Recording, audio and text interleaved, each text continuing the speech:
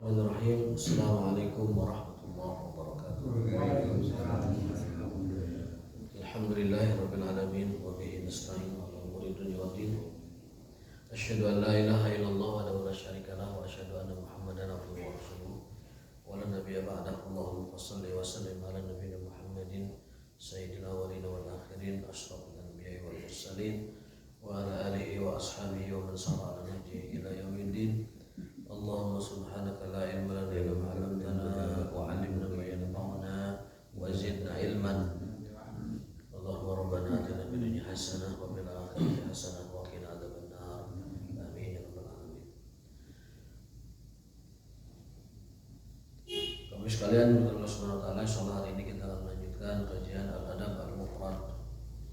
Mudah-mudahan tema yang sudah disiapkan bisa selesai sebelum zuhur.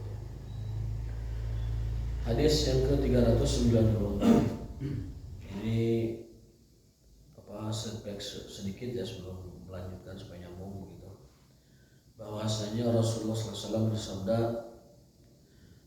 ada tempat di pinggir surga yang Allah sediakan buat orang yang tidak mau berdebat meskipun benar. Allah sediakan tempat di pinggiran surga, di samping surga bagi orang yang tidak mau berjidal, berdebat meskipun dia benar. Jadi ini anjuran kepada kita bahwa kalaupun kita benar, tapi debat itu sebaiknya dihindari. Jadi debat itu bukan perbuatan terpuji, bagusnya dihindari. Allah sediakan tempat di surga. Terus bagaimana dong adu argumen? Adu argumen itu bukan dengan debat. Adu argumen itu adalah namanya munazarah. Munazarah itu apa? Semacam munaqasyah. Si A menyampaikan pendapatnya, si B menyampaikan pendapatnya, udah gitu aja. Tidak dengan berdebat. Siapakah orang yang wajib kita debati? Ahli kitab. Wajadilhum billati hiya ahsan. Kalau dengan ahli kitab kita berdebat, tapi dengan cara yang terbaik. Artinya yang dapat mengalahkan mereka. Contohnya di dalam dunia Islam itu ada tokoh debat muslim, kristolog hebat, dan beliau diakui internasional kapasitas dan keilmuannya. Namanya itu Syekh Ahmad Didat, mungkin pernah dengar. India ya. Dan putranya tuh pokoknya belakang itu masih Didat juga. Ahmad Didat itu ayahnya. Anaknya itu ada Didat juga itu. Tapi nu jelas sanes Asep Didat sanes. Kalau sedunia nama nu paling populer itu Asep. Di Garut ada perkumpulan persaudaraan nama Asep sedunia. Sekjennya itu kalau nggak salah teman saya itu. Persatuan Asep sedunia. Di kita aja banyak ada Asep Rahmat, Asep Kurniawan, Asep Mulyana, Asep, pokoknya banyak. Nah itu Asep itu nama yang paling banyak digunakan di dunia. Dan Ahmad Didat ini kristolog yang hebat. Beliau itu hafal Injil berbagai versinya di luar kepala. Jadi kalau kita di Indonesia punya ustadz cerdas seperti Ustadz Adi Hidayat, dunia Islam ada yang lebih hebat lagi, Ahmad Didat namanya. Itu jangankan hadis atau Quran letaknya, Injil di bawah aja Injil, ditambol Injil. Nomor sekian, beda-beda. Nomor tempat segala macam. Ini pendetanya ngejeng kurang itu apa? Ada penggantinya Zakir Naik. Oh iya, yang terkini setelah wafatnya Ahmad Didat ada penerusnya. Memang tidak berguru langsung, tetapi beliau ini termasuk yang yang melahap ataupun yang meneruskan keilmuan dari Syekh Ahmad Didat. Itu namanya Dr. Zakir Naik. India juga ya. Memang India ini kelebihannya itu banyak yang jenius, daya ingatnya. Termasuk juga ini kemampuan matematiknya. Konon perusahaan sebesar Apple itu manajer programmingnya juga India. India Selatan utama. India Selatan ya, yang dekat ke Pakistan gitu ya. India Selatan. Oh, Gaya, India Utara. Oh, ari nu India Raripuh nama benten. Benten anu sok mbah piring dina solokan eta benten. Itu pira juga itu. Iya, Seperti perusahaan besar di Indonesia sekalipun sekelas Gojek gitu ya, aplikasi itu manajer-manajer programnya itu orang-orang India. Google juga sama. Orang-orang yang di balik kesuksesan perusahaan besar ini yang memprogram aplikasi-aplikasinya itu bos-bosnya itu India. Memang ownernya orang Barat, orang Amerika, tetapi manajer ininya programnya dan aplikasinya itu orang India. Dikenal dengan kehebatannya dalam hal itu. Tapi entah India bagian mana, kan India Selatan ya, tidak semua tentunya ya. Yang pintar mah pintar anggar. Yang tidak pintar ya tidak pintar. Nah, kalau seperti itu debat boleh karena Allah memerintahkan juga dalam Al-Qur'an, wajadilhum billati ahsan. Debatlah ahli kitab dengan cara terbaik, artinya yang dapat mengalahkan argumen mereka. Mudah-mudahan mereka kembali kepada agama tauhid.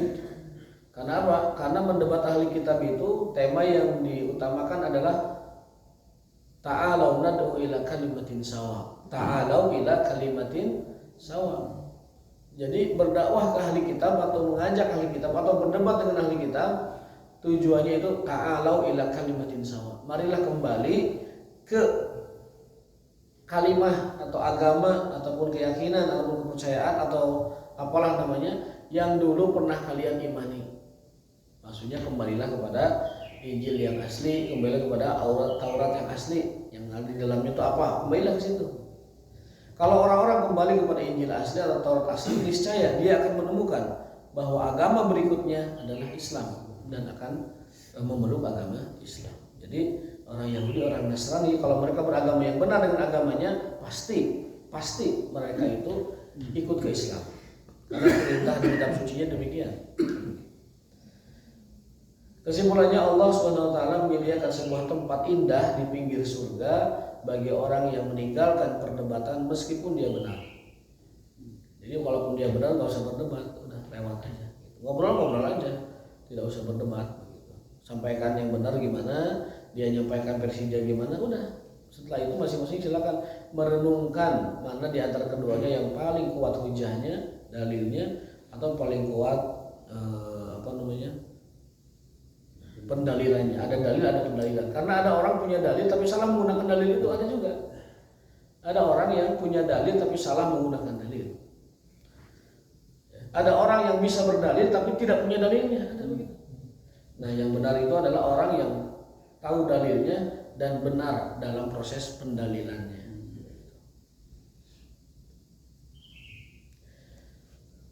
Wala tumazihu, jangan bercanda yang terlalu bercanda sampai merugikan gitu. Contoh, teman kita kehilangan dompet itu ayah, tapi disumputkan di heureyan sampai yang punya dompetnya terus pias. Sudah sedih hati gitu, sudah terpukul perasaan dompetnya hilang, itu kan lumayan itu, cukup memukul perasaan juga. Kamu di jero dompet nanti ayah kesian kan begitu.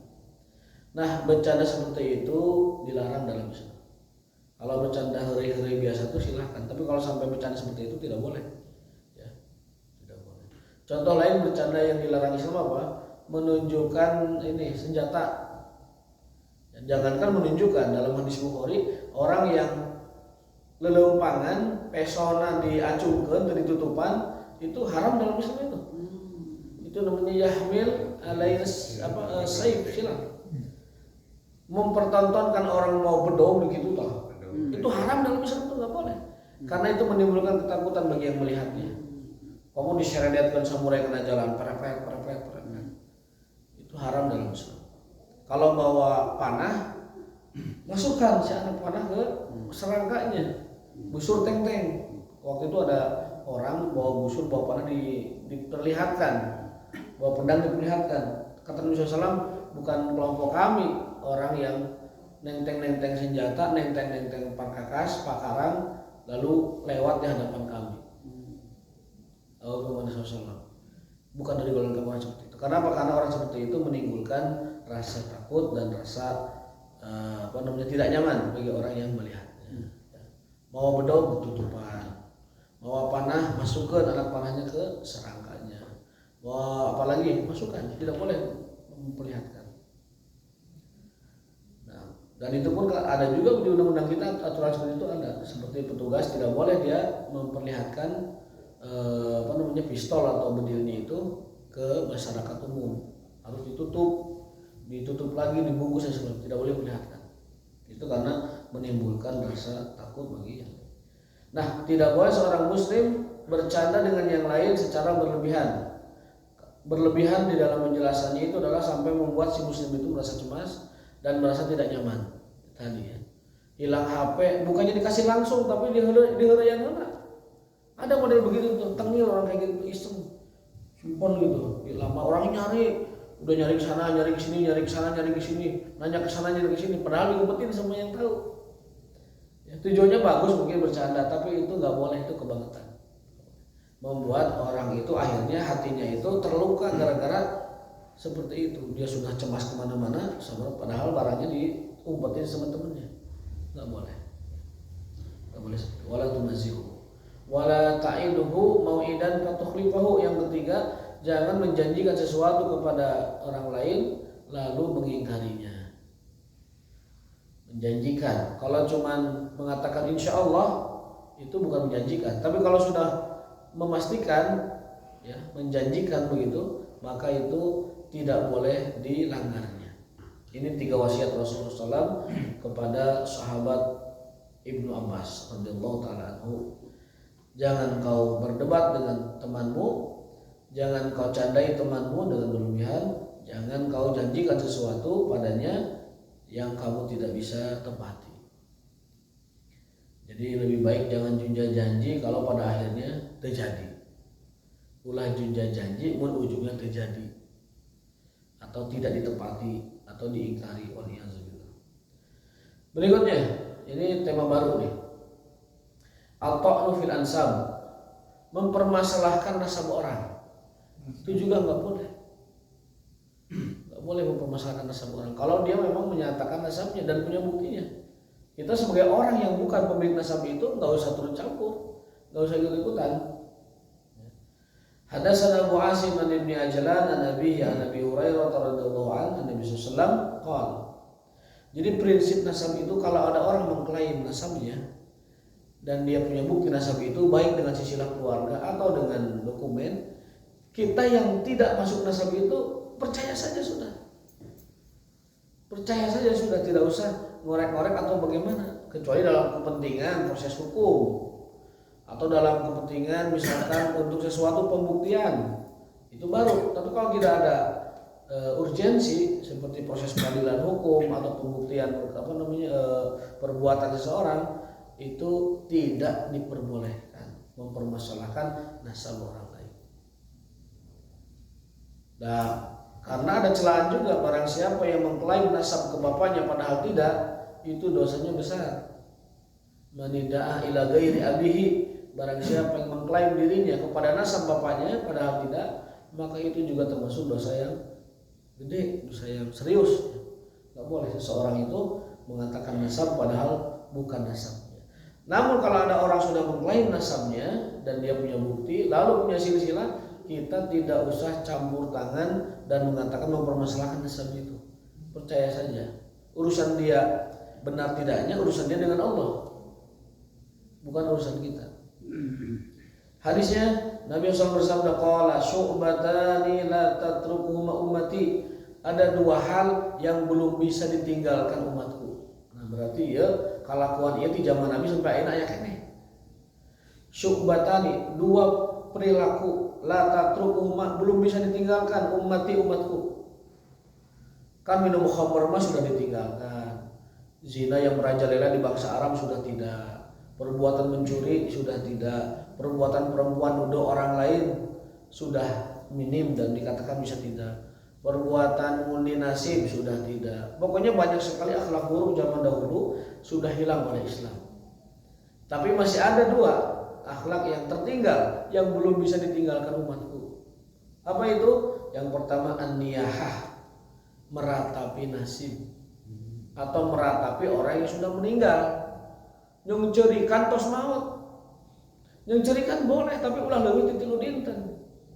Nyungcerikan meratapi boleh tapi maksimal 3 hari. Kecuali meratapnya seorang istri meninggal suaminya boleh 4 bulan 10 hari. Anu disebut sebagai iddah. Walladzina yatawaffawna azwajahunna yatarabbasna arba'ati asyhurin wa asyra. Dan perempuan-perempuan yang ditinggal meninggal suaminya mereka boleh beriddah, ya maksudnya beriddah dulu dan berkabung 4 bulan 10 hari. Itu disebut janda mati suaminya.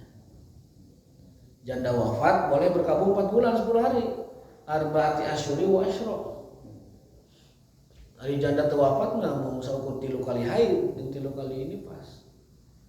Bogor bahasa Bunga Citra Lestari pupus suamina kan aya nu ngitung idahna tah. Kan salah ngitungna teh kalah 3 bulan, salah itu. Idahnya BCL mah 4 bulan 10 hari. Mun bade diantosan gitu. Ya mah seukur ini aja, seukur apa namanya, biar dekat konteksnya dengan kita gitu. Kan dulu viral ini apa namanya meninggal artis suami dari artis anu. Aya nu ngitung idahna itu salah, 3 kali suci 3 kali haid.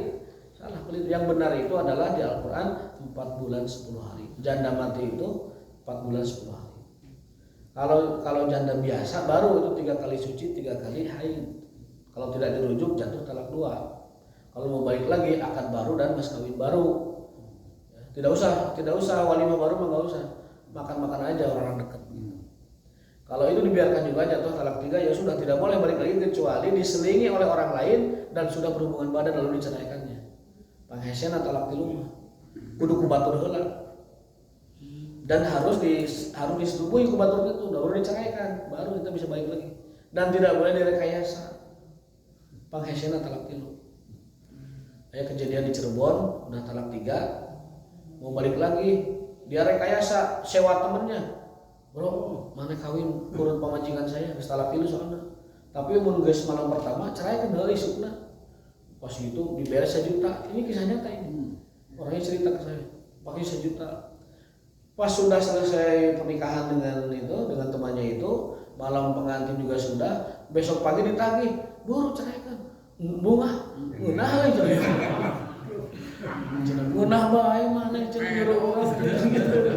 Embung ya. Geus betau kan. Dibalikan ini 1 juta teh, tapek copot 1 juta. Kisah nyata ini.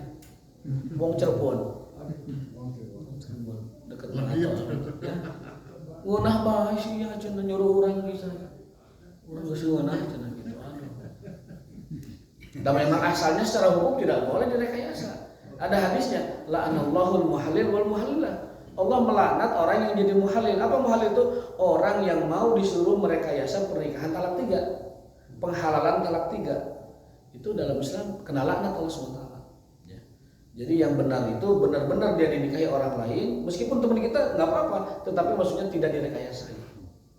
Setelah itu dia ceraikan, baru dia boleh balik ke kita lagi. Makanya paling berat kalau sudah talak 3. Kalau talak 2 mah bisa akan baru, kemudian mas kawin baru, beres urusan. Ya. Kemudian menjadi rumah tangga lagi. Tapi talak 3 wes itu susah ya. Karena yang menyelingi belum tentu mau menceraikan juga.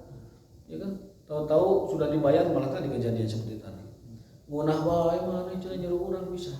Bahaya. Nah, jadi ada 2 kebiasaan umatku yang kata Rasul belum bisa ditinggalkan oleh umat. Yang pertama adalah tadi meratapi nasib atau meratapi orang yang sudah meninggal. Itu umatku belum bisa meninggalkan itu. Yang carikan terus maut lebih dari 3 hari, berkabung lebih dari 3 hari.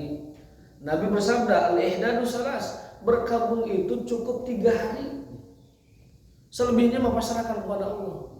Selebihnya mah doakan, selebihnya mah perlakukan dia sebagai orang baik, artinya silaturahim keluarganya dengan baik, berikan sedekah kepada anak-anaknya, bantu dia dengan doa seperti itu.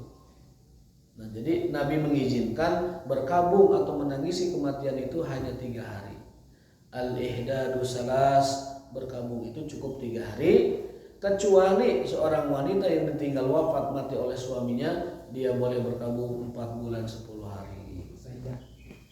Ya, dan wanita ketika dia beriddah, baik iddah wafat atau iddah perceraian, itu dia tidak boleh menerima lamaran pernikahan. Tidak boleh.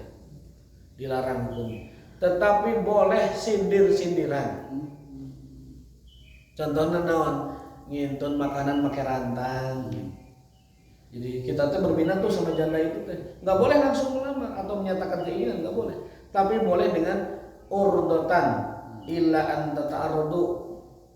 Tata'arrudu itu menunjukkan minat tetapi tidak langsung, itu namanya kias atau sindir. PDKT. Kirim bunga. Ayo bunga mah menjurus juga bunga mah. Kirim makanan pakai rantang itu ayam bakar, kirim ketang gitu. Kirim segala macam. Kirim buah-buahan. Jadi si ibu itu teh akan melihat, oh ini dia ada perhatian dengan saya. Akhirnya dia mulai persiapan, menyiapkan hati untuk itu. Tapi menyatakan maksud, menyatakan minat itu dilarang. Tidak boleh dalam Al-Quran Karim seperti itu. Larangan di Al-Quran tidak boleh. Tapi menunjukkan PDKT dengan cara yang tidak langsung itu dibolehkan. Yang kedua adalah tadi meratapi nasib itu belum bisa ditinggal. Yang kedua adalah at-ta'nu fil ansab, mempermasalahkan atau menyerang nasab orang lain. Ya. Ansab jamak dari nasab.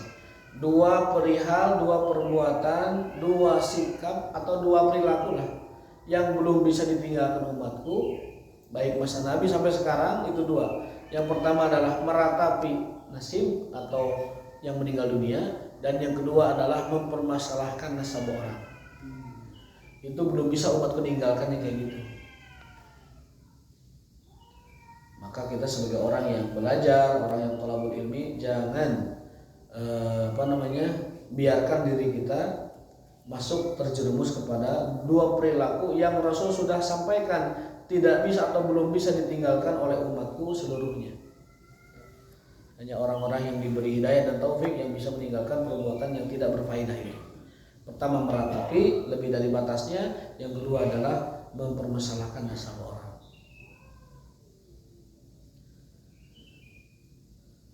Baik, berikutnya hubbur rajul qaumahu.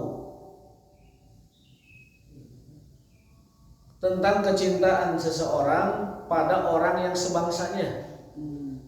Sunda ke Sunda, kemudian Jawa ke Jawa. Batasannya sampai di mana sih kita ini menolong orang karena suku, ya, karena lembur, karena desa? Karena itu hal sekarang itu permasalahan seperti itu sudah biasa di masyarakat. Asal salemburna dibela aja, mau salah mau benar. Asal sekelompoknya dibela, mau salah benar itu sama. Dan sering saya lihat begitu. Orang itu sudah jelas salah dan berkelahi dengan orang lain, tapi yang dibela oleh teman-temannya itu yang sekampungnya, nggak peduli salah, nggak peduli benar. Saya pernah lihat langsung kejadian seperti itu. Ya, asal dia satu daerah ditolong walaupun dia jahatnya gitu. Ya. Hadatsana Zakaria qala hadatsana Al-Hakam bin Al-Mubarak, seterusnya dari Abbad Ar-Ramli, seseorang wanita dikatakan namanya Fusailah. Dia menceritakan bahwa sami itu abi yaqul, ayahku berkata. Ayahnya itu berkata bahwa aku pernah bertanya kepada Rasulullah, ya Rasulullah, aminal asabiyati ayyuina rajulu qaumahu ala zulmin?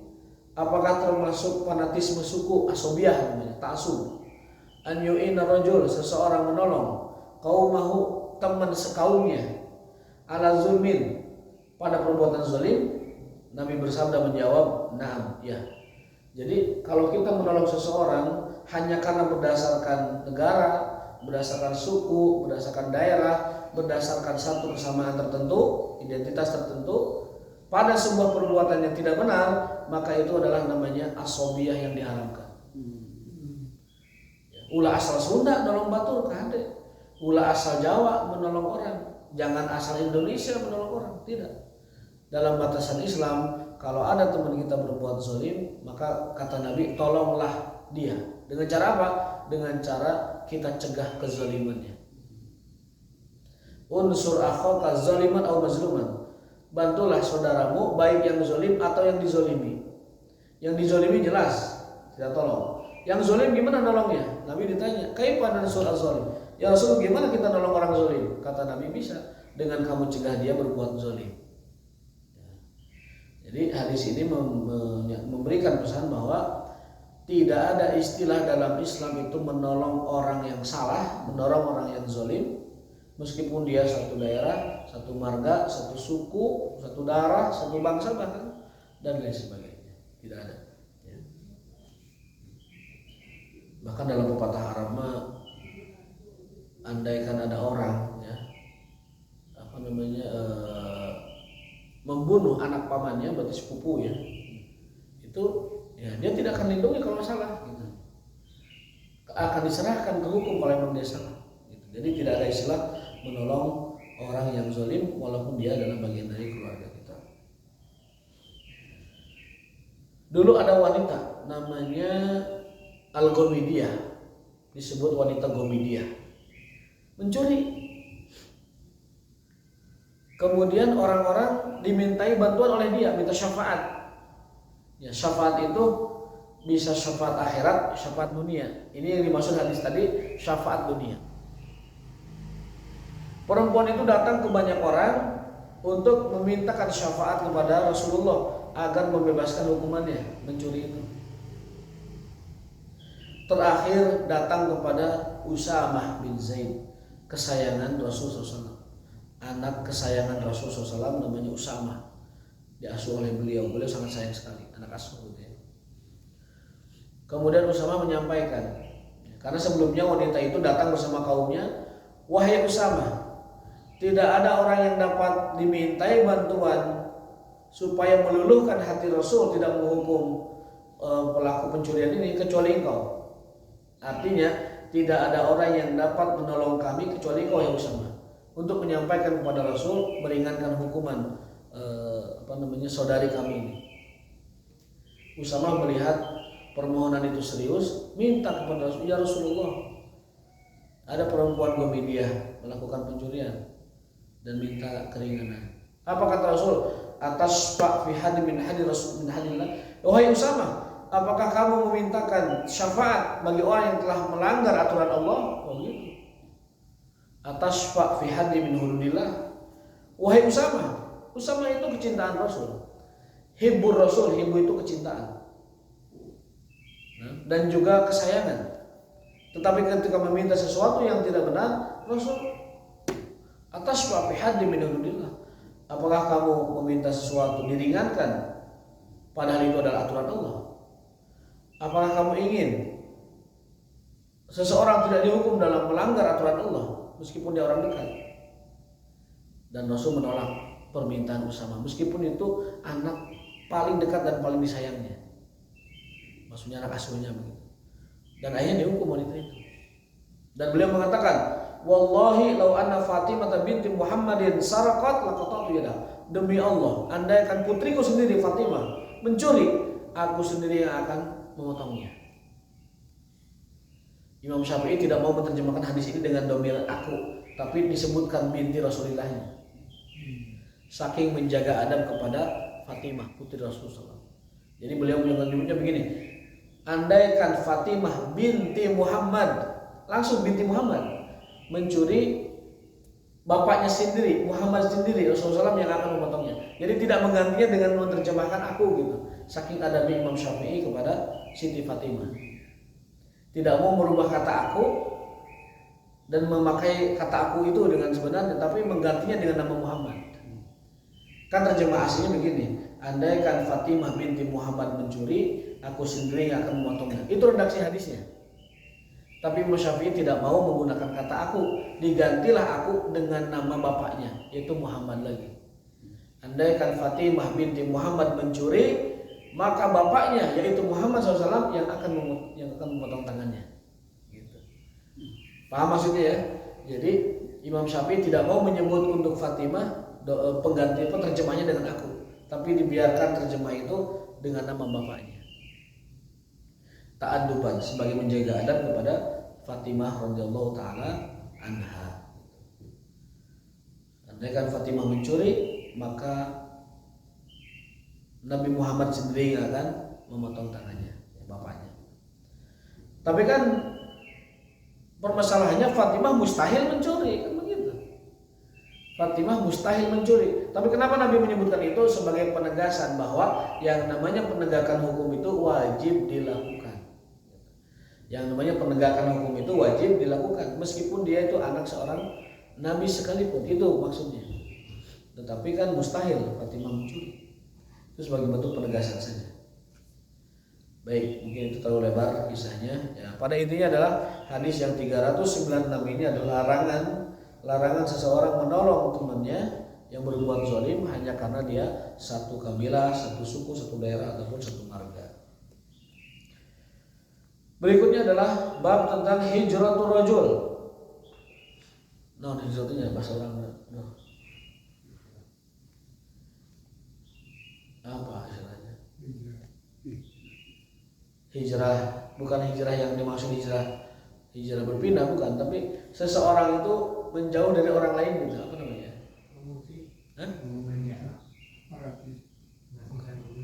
Saya ada masalah, akhirnya saya jaga jarak jauh tuh dengan dia. Menjaga jarak mah bisa dimaknai COVID gitu. Menghindar aja. Menghindar, tidak akur lah, tidak akurnya seseorang dengan temannya. Ini hadis tentang Aisyah. Aisyah itu pernah memberi sesuatu kepada Abdullah bin Zubair. Tapi Abdullah bin Zubair ini tengah nuhunkeun kalah nyebut yang tidak baik. Aisyah memberi saya gini, tapi tidak baik begitu perkataannya itu. Berita itu sampai kepada Aisyah dan Aisyah marah dan bersumpah, demi Allah saya tidak akan ngajak bicara Abdullah bin Zubair selama-lamanya. Nah, wanita bu begitu Pak. Kahade yang perempuan. Aya istilah diberi hiji malikeun 10 perempuan bukan gitu. Ada istilah dikatakan satu kata malikeun 1000 kata. Abdullah bin Zubair diberi sesuatu oleh Aisyah, tapi dia berkomentar tentang pemberian Aisyah itu sampai kepada Aisyah yang memberinya. Waduh, itu yang ibu-ibu ya, wanita. Demi Allah, aku tidak akan mengajak bicara Abdullah bin Zubair selama-lamanya.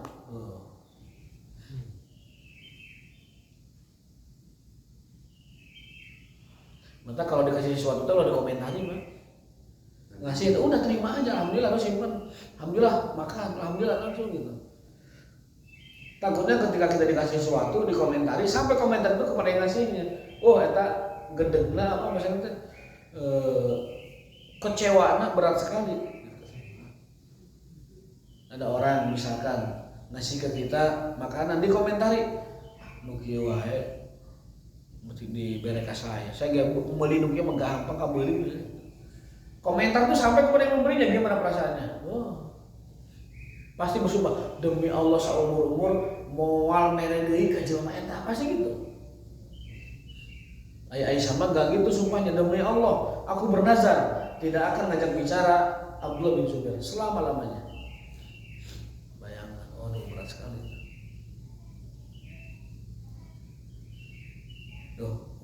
Huwa lillahi nadarun, aku bernazar an la ukalima untuk tidak bicara Ibnu Zubair, Abdullah bin Zubair kalimatan abada, satu kalimat pun selama-lamanya. Itu terjadi di kalangan sahabat Nabi loh, sama istri Nabi malah. Terjadi itu di kalangan di masa Rasulullah SAW, masa sahabatnya. Fastashfa Ibnu Zubair kaduhu, Abdullah bin Zubair kaduhung menyesal sekali telah mengomentari pemberian Aisyah. Sampai membuat geram Aisyah dan bersumpah demi Allah, aku tidak akan bicara dengan si Zubair, Abdullah bin Zubair, selama-lamanya. Satu kalimat pun gak akan, satu kata pun moal ayat kecap kasih Abdullah bin Zubair. Masa orang nama caduk teh ngomong si Abdullah bin Zubair.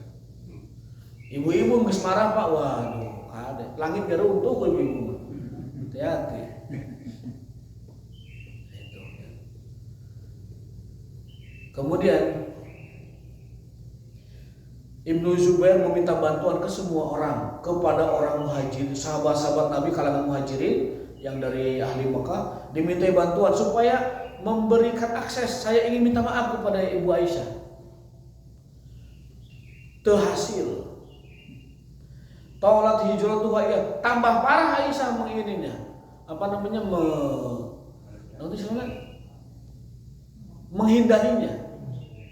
Jadi Ibnu Zubair minta bantuan ke muhajirin, dipapai KB supaya ngasih jalan ke Aisyah supaya minta maaf, tidak hasil. Bahkan Aisyah tambah menjauh. Oh gitu budak tanya, tambah jauh Aisyah. Dan orang tahu yang namanya istri Nabi itu adalah ibunda kaum mukminin. Jandanya Rasul itu adalah haram dinikahi jelas. Yang kedua adalah istrinya Rasul siapapun meskipun masih muda adalah statusnya ibu bagi orang beriman. Wa azwajuhu ummahatuh, itu Al-Qur'an menegaskan istri-istri Nabi adalah ibu bagi orang-orang beriman. Jadi ini Abdullah bin Zubair merasa dosa besar. Kenapa? Karena telah mengecewakan hati ibu kaum mukminin sekaligus istri Rasul SAW. Ke muhajirin gak berhasil. Wallahi la usyaffi'a fihi ahadan abada wala atahannasu ila nadari alladhina nadhur. Aisyah sampai lebih marah lagi, demi Allah aku tidak akan menerima syafaat bantuan siapapun terkait Abdullah bin Zubair, dan demi Allah aku tidak akan menarik nazarku ini. Tambah parah Ibu Aisyah. Mau diterima sahabat yang datang ke dia masalah Zubair. Dan kedua tidak akan bermundur dari nazarnya.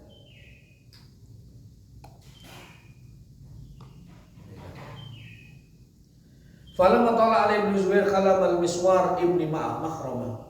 Nah, Abdullah bin Zubair akhirnya berlabuh kepada seorang sahabat namanya Miswar bin Makhramah dan Abdurrahman bin Aswad bin Abdi Yagus wa huma bani Zuhrah. Faqala lahuma, dia minta bantuan 3 orang, Miswar, kemudian Abdurrahman, 2 orang, minta bantuan ke Miswar dan Abdurrahman dari kabilah Bani Zuhrah.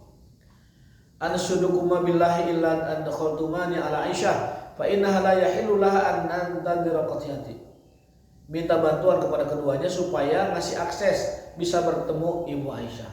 Jadi kondisi semakin parah. Ibu Aisyah sama sekali nggak mau bahkan ditemui oleh Abdullah bin Zubair. Tadinya cuma bersumpah tidak akan ngomong, bersumpah tidak akan nyabut sumpahnya, bersumpah tidak akan memaafkan dan menerima siapapun minta bantuan terkait dia. Ya.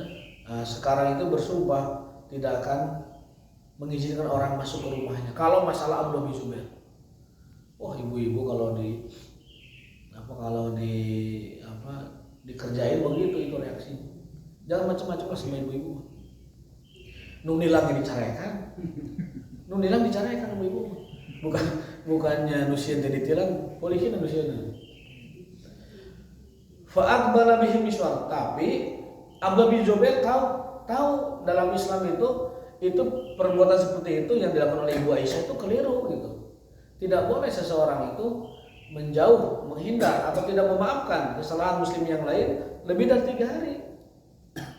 Abdullah bin Zubair itu ingin menegur secara tidak langsung Ibu Aisyah bahwa itu pun tidak benar juga gitu. Ya, menjauh dari saya atau bernazar tidak ngomong dengan dia selama itu. Akhirnya Aisyah luluh hatinya menerima Miswar dan Abdurrahman.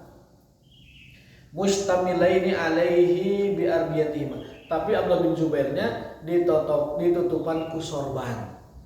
Jadi Miswar masuk, izin minta menghadap dengan Abdurrahman.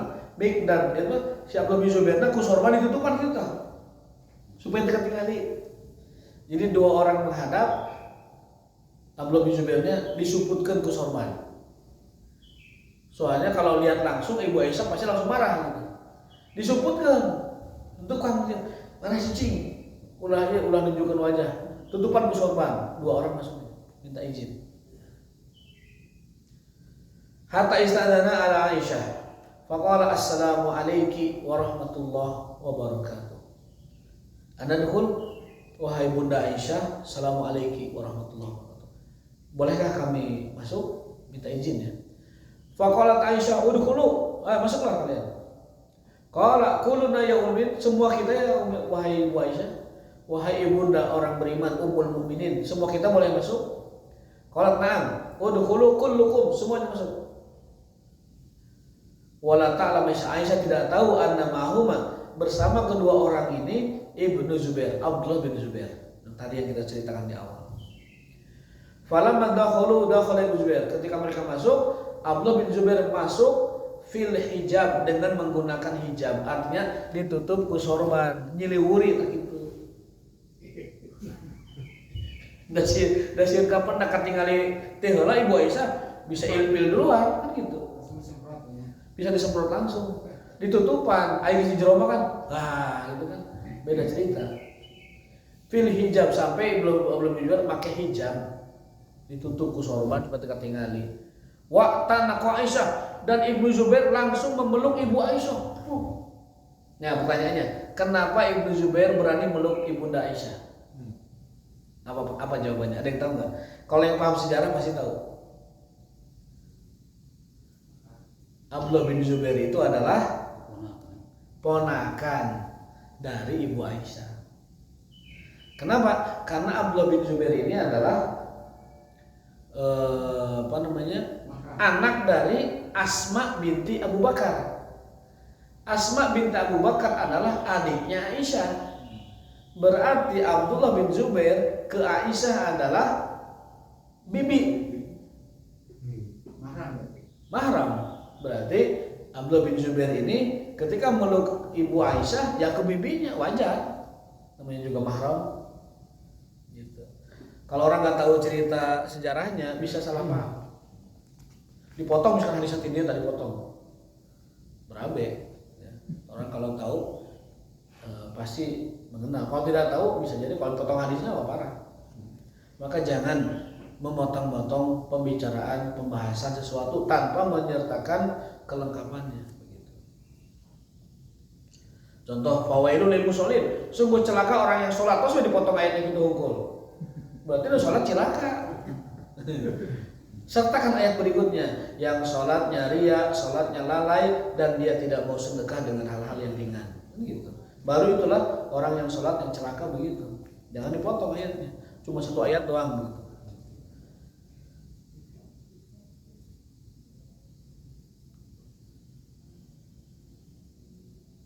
Seperti Ibnu Abbas suka nginep di rumah Rasul, padahal ada istrinya. Apa penjelasannya? Karena istri Rasul itu adalah salah satunya itu ibunya Ibnu Abbas. Berarti Ibnu Abbas itu ponakan, ya. Ponakan. Istri Nabi itu ada yang jadi bibinya Ibnu Abbas itu, berarti ponakan. Aduh, habis waktunya belum selesai cerita ini. Kita lagi ya. Mau tambah dikit lagi. Diskon tambah dikit. Wa tanaqa Aisyah wa tafiqa yunashiduha wa yabki, menangis meronta-ronta leweh jebleh juga budak kaindungna. Wa tafiqal miswar wa Abdurrahman yunashidani Aisyah illa kallamatu wa qabilat minhu, dibantu oleh temannya Abdullah bin Zubair tadi. Bunda maafkan Zubair, maafkan Zubair. Zubair juga nangis. Abdullah bin Zubair nangis. Bi maafkan bi hampurabi itulah bahasa orang nama. Ini bahasa Arab. Orang bahasa orang nama bi hampura. Qad alimat anna Rasulullah SAW naha amma qad alimti minal hijrah, sambil mengatakan, duhai bunda kan tahu Kanjeng Rasul SAW pernah melarang kita untuk menghindar atau berjauhan dengan saudara muslim lebih dari 3 hari. Gitu, diingatkan dengan hadis Nabi. Wa annahu la yahillu lirajul an yahjura akhahu fawqa salasi layal. Dan tidak halal seorang muslim menjauh tidak akur dengan muslim yang lain lebih dari 3 hari. Qala falama aksaru ala Aisyah. Terus Abdullah bin Zubair mengingatkan itu dan terus memelas minta dimaafkan. Ini seperti tadi, bi hampura pancek Nabi oge ulah 3 hari. Hampura gitu. Diingatkan talbirah, diingatkan segala macam. Tafiqat tudzakiruhuma wa tabki. Akhirnya Bunda Aisyah pun luluh hatinya dan menangis. Ingat dengan pesan Rasulullah SAW. Dia pun menangis. Wa taqulu inni qad nadartu wan nadar syadid. Wahai Ibnu Zubair, aku pernah bernazar masalah ini dan nazar itu berat. Falam yazala biha hatta kalamat Ibnu Zubair. 2 orang itu menunggu sampai Ibu Aisyah itu memberikan maafnya. Wa a'taqad fi nadariha arba'ina raqab. Akhirnya Aisyah memberikan maafnya kepada Abdullah bin Zubair dan membatalkan nazarnya sambil bersedekah 40 budak belian. Artinya 40 budak sahaya. Aisyah berkaya. Sepeninggal Rasul, Aisyah itu kaya raya. Kenapa? Karena dapat wasiat dari sahabat paling kaya yaitu Abdurrahman bin Auf. Abdurrahman bin Auf ini mewasiatkan 1 triliun hartanya untuk janda-janda Rasulullah SAW. Kan beliau punya peninggalan 4 triliun. 3 triliunnya itu untuk ahli waris. Sepertiganya diwasiatkan untuk janda-janda Rasul. Pantas saja dulu Rasul pernah bersabda, wahai istri-istriku, aku memang tidak akan meninggalkan apa-apa untuk kalian, tapi nanti akan ada orang baik dermawan yang ngurusi hidup kalian. Ternyata itu adalah sahabat paling kaya namanya Abdurrahman bin Auf. Kalau 1 triliun itu dibagi 4 dengan uang sekarang itu, kalau dibagi itu ya harta itu, setiap istri Nabi kurang lebih mendapatkannya itu 200 miliaran setiap istri Nabi. Ada yang bentuk kebun kurma, ada yang bentuknya itu hewan ternak, ada yang bentuknya itu kekayaan lain, ada juga bentuknya uang. Dan wasiat itu kan tidak boleh lebih dari 1/3 kan. Maka Imam Daud mewasiatkan 1/3-nya untuk janda-janda Nabi. Sebagaimana Nabi pernah menyampaikan, kalian akan diurus oleh seorang pria dermawan, yaitu Abdurrahman bin Auf. Akhirnya Aisyah memaafkan Ibnu Zubair sembari bersedekah mencabut nazarnya itu dengan bersedekah 40 hamba sahaya. Bersedekah itu Membebaskan. Takot membebaskan. Arba'ina 40 raqabatan budak sahaya. Jadi mungkin ada budak sahaya di mana gitu, bebaskan. Duitnya saya lah, duitnya dari saya, bebaskan. Itu Aisyah. Yang sebenarnya secara fikih mencabut nazar itu cukup puasa 3 hari secara fikih mah. Orang kalau sudah janji, sudah nazar tidak jadi, cukup puasa 3 hari atau sedekah memberi makan 10 fakir miskin. Saya berjanji untuk A tidak ditepati, maka di hadapan Allah saya punya kafarat menebusnya dengan puasa 3 hari, boleh berturut-turut, boleh berselang-selang, atau memberi makan 10 fakir miskin.